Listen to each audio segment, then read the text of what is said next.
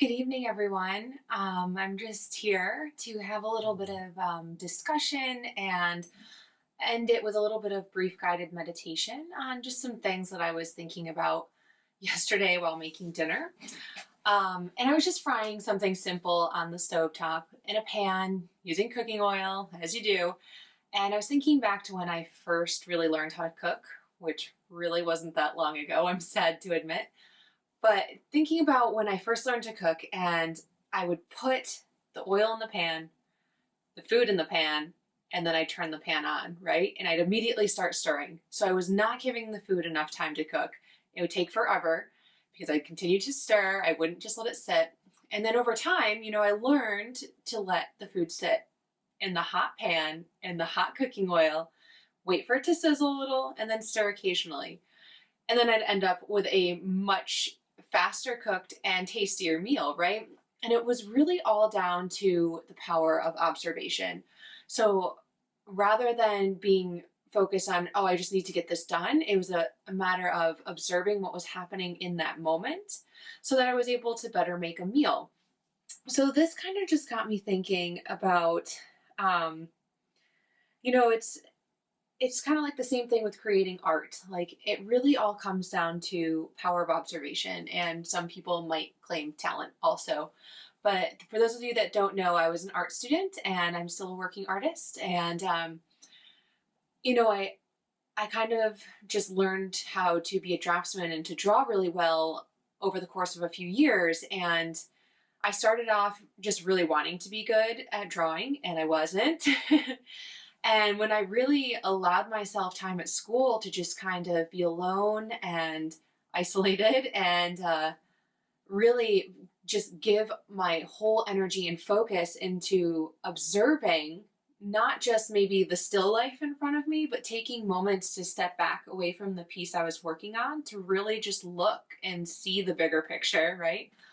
Um, so like this just kind of led me down this whole rabbit hole of thoughts. And I just got to thinking, it's kind of like comes back to the age old question of chicken or the egg. Like, who or what is actually like the observer, right? So we have the eyes, which are a great tool to use to observe the physical world around us, but are they what's really making the interpretations about what we see, right? And generally we don't feel that way. The eyes are just they are something that allows us to make sense and shape and color around us, right? But they don't actually give us meaning and interpretation. There's something else a little bit deeper that kind of that does this for us. So sorry, I wrote some notes on this, so if you see me looking down, so when we take away physical sight, right, and we're just left with this, and not just in a blinding sense, but imagine just closing the eyes, something simple, right?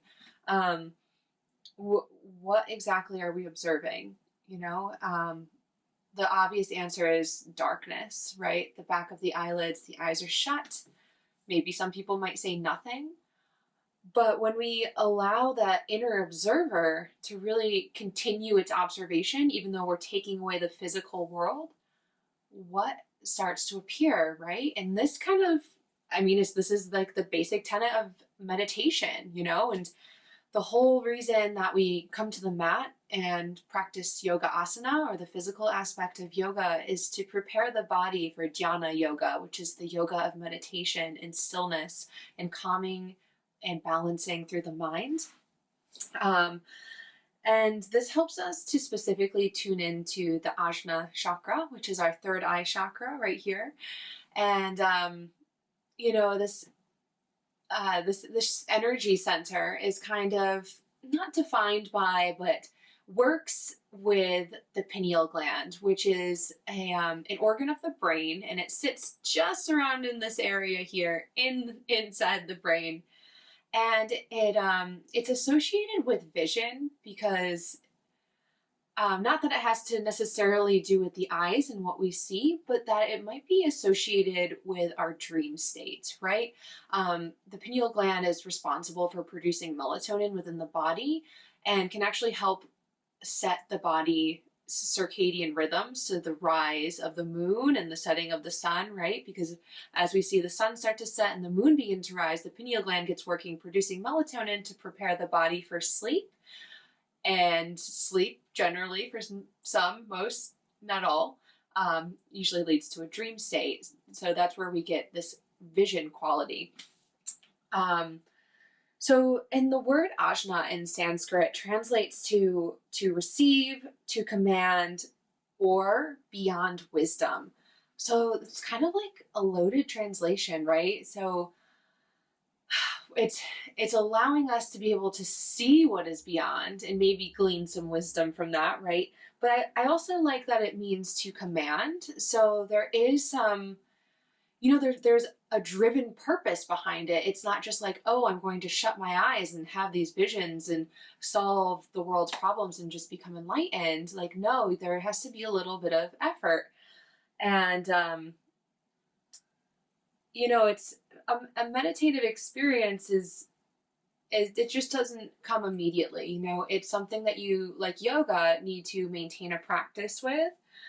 And it really occurs by being in the present moment, just like our yoga asana, our physical practice. The meditation in the present moment, it creates this visceral sort of experience, but we also have to stay engaged with it, right? So when we think about when we first come to meditate and we close our eyes and, some people struggle a little bit in these first few moments, but we start to cultivate and understand through the breath and, try to calm down some of our thoughts. I was reading a book today, I believe it's called Chakra Yoga by Ajna Judith, and she had this beautiful analogy where imagine you're camping by a lake near the mountains, and you go out early in the morning and you observe the lake, and it's very still and peaceful. And in the reflection of the water, almost mirror image, you see these mountains reflected, right? And it's almost as though as you look at the reflection in the water, you're looking at the mountains themselves. And as the day progresses, weather begins to happen. Maybe the wind picks up or there's boat traffic or who knows what. But, the lake waters start to get a little bit choppy, and the image of the mountain in the water becomes a little refracted, a little jumbled, a little bit all over the place, right? Kind of like our daily lives. Like we wake up in the morning and there might be like a modicum element still left over from sleep where we're just still kind of chill and calm.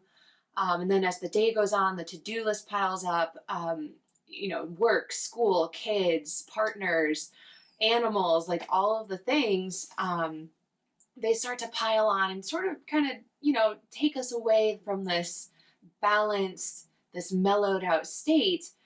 And by the end of the day, maybe we're a little too tired to try to consciously get back to that before we simply just fall asleep, right? Which is why meditation is such a powerful tool to just unload all of that choppiness, right? But it does take some effort. And this is where we kind of come back to, connecting both of this physical and visceral element of vision, right? So when we're able to find balance between these two hemispheres of the brain, between our physical sight from the eyes and this sort of inner sight that's guided perhaps by the pineal gland or the Ajna chakra, it can help us to just like transcend dualistic thinking, right? And accept that we are one with the universe, that we are embedded within the universe as a whole. And, that's like a big step on the way to enlightenment, right? It's just accepting that, hey, it's not just me separate from the world and from everything else, but we're all in this together. And I think with what's going on in the world right now, it's more important than ever to kind of be able to take some time to recognize that we all need this a little bit more. We all need to maybe isolate a little bit to disconnect in certain ways and then strengthen and establish connection in other and better, more positive and healthier ways. So these are just kind of things I think about throughout the day, but I'm just going to lead you guys now through a brief little meditation, focusing on the Ajna chakra, this third eye. This is the sixth chakra of the 7 energy centers throughout the body. If you do like to use essential oils in your practice, I have myrrh, frankincense, and patchouli. So all scents that are really good at sort of boosting the second sight, creating a little bit of grounding presence, peaceful presence, but maybe allowing for a little bit of I don't know, a little bit of woo in there as well. So if you haven't already, I invite you to come down to a comfortable seated position. You'll see me sitting up on a bolster right now. Maybe you have a pillow available. It's helpful just to get the hips a little bit higher than the knees. So that way, even if the knees aren't resting on the floor anywhere close, gravity and time will allow you to start relaxing through the legs. So finding this comfortable seat, and allow yourself to shift the weight around a few times.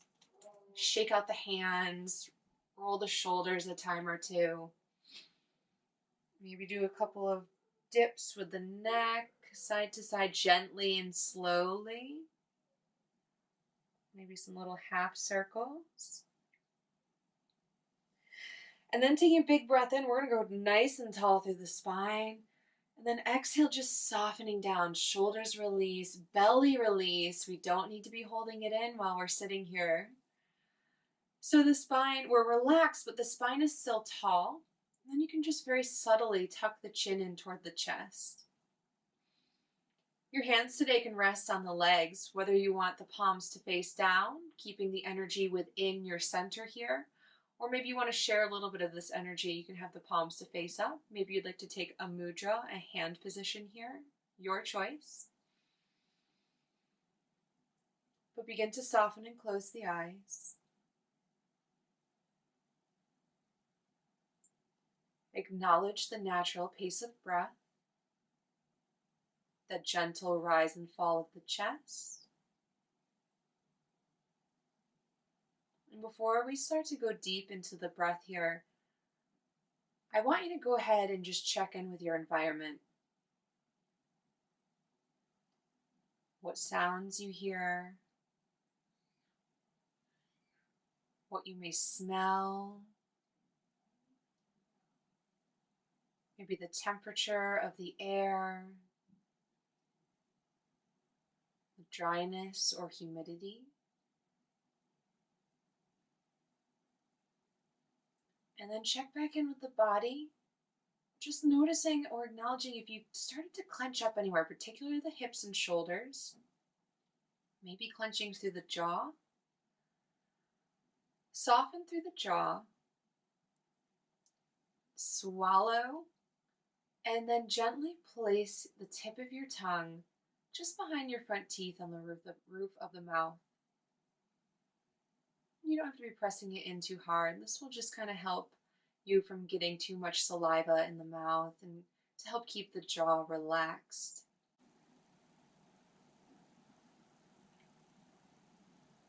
Now we're going to start deepening through the breath. Expand through the belly, keeping it soft and releasing with the exhale. We're going to add in just a nice, easy little mantra here. I am aware of my inhale, breathing in. I am aware of my exhale, breathing out. Continuing with that as you continue to deepen and build on the breath.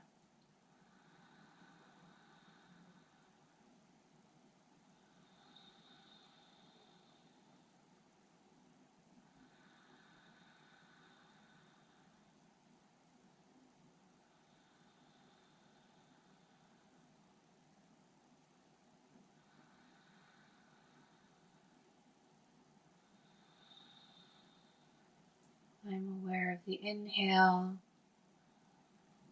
I'm aware of the exhale.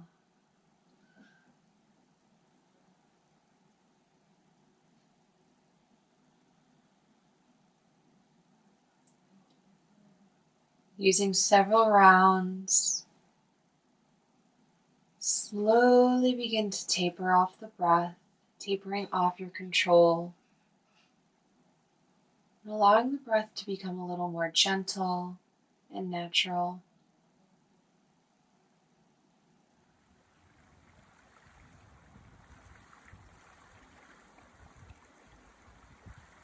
Keeping the body relaxed.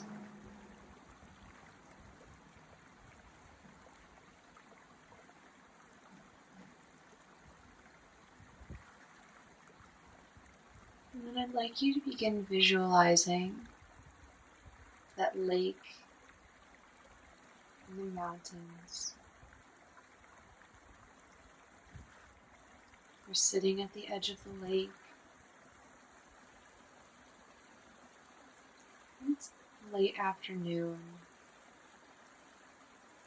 While there's still some ripples in the water, maybe from birds or fish, or lone canoeer out there in the water. But everything's starting to calm down for the day.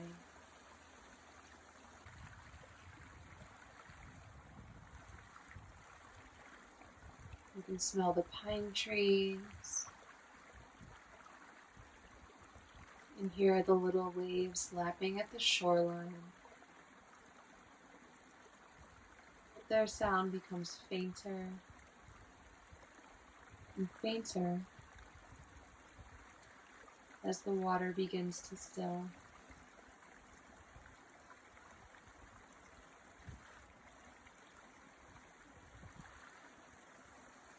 In the reflection of the water, shapes begin to form. And so not just outlines of the mountains or the trees. You can begin to see branches and leaves.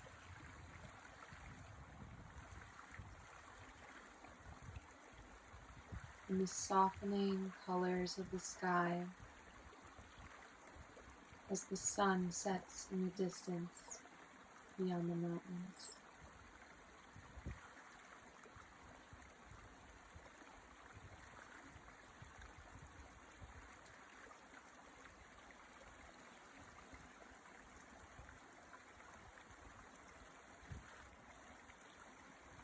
A warm breeze blows through your hair, and you feel entirely at peace with your surroundings.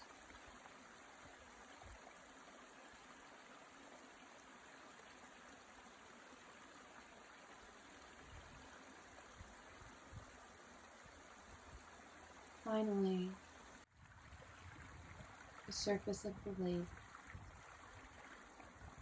becomes smooth as glass, as reflective as a mirror.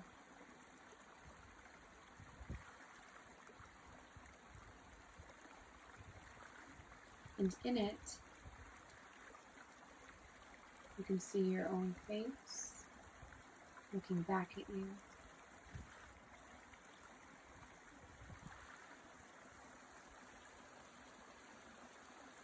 And looking into the eyes of your reflection, you can see everything that lies behind, all the events and patterns of the past.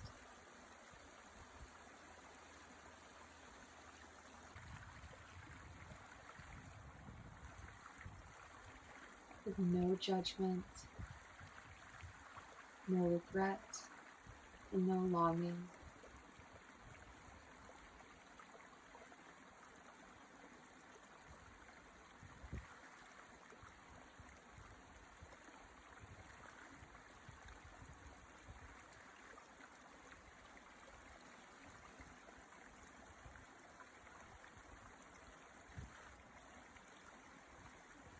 Slowly, you draw your eyes away from your own reflection And again, you see the mountains and the sunset sky reflected in the water.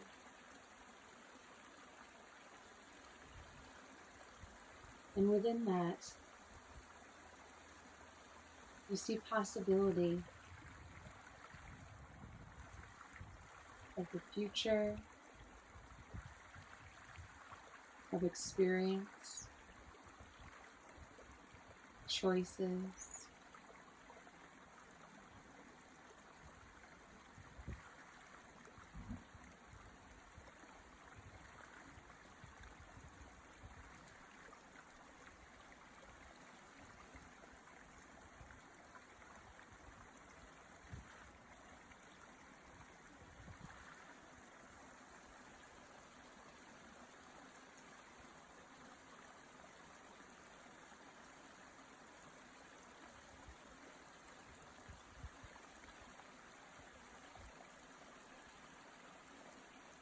And then slowly, your surroundings begin to dissolve and fade away until it's just you. And then you too, your body just begins to dissolve or melt, merging with all that is.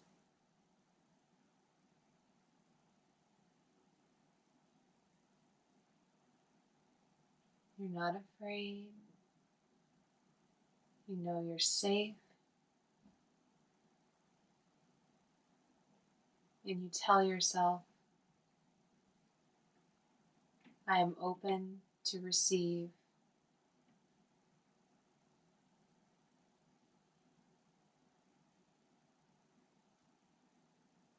I am perceptive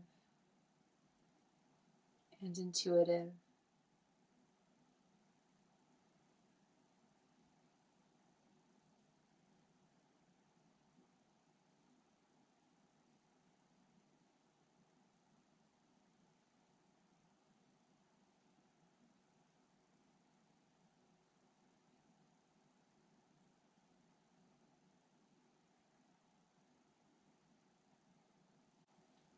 Slowly and gradually start to bring control back to the breath, deepening the inhale and extending on the exhale.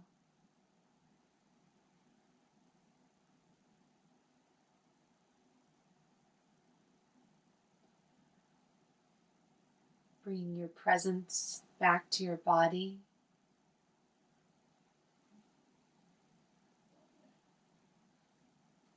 Awareness back to your mind.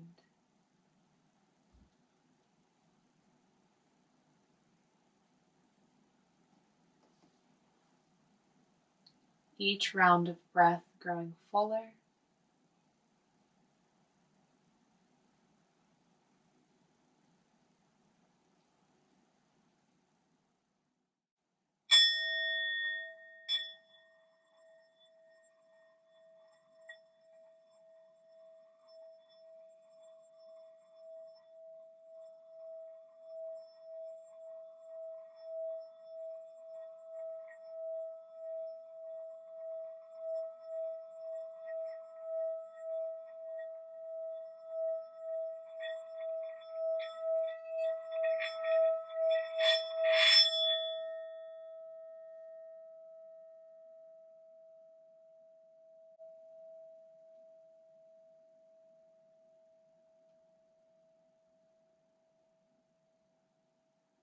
Gently start moving the toes and the fingers.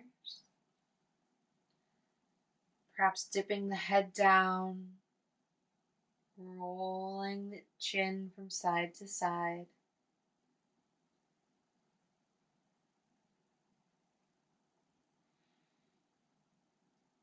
Hanging the head, finding stillness. Slowly begin to flutter open the eyes, taking your time as you adjust to the light.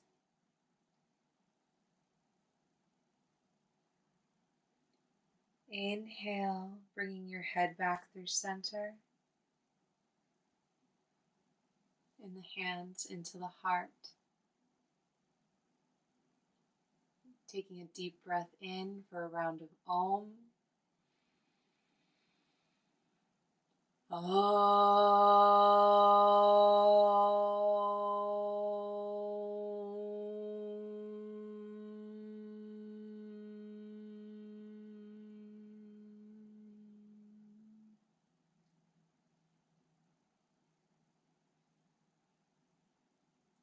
hope you enjoyed this brief discussion and meditation. I look forward to next time. Namaste.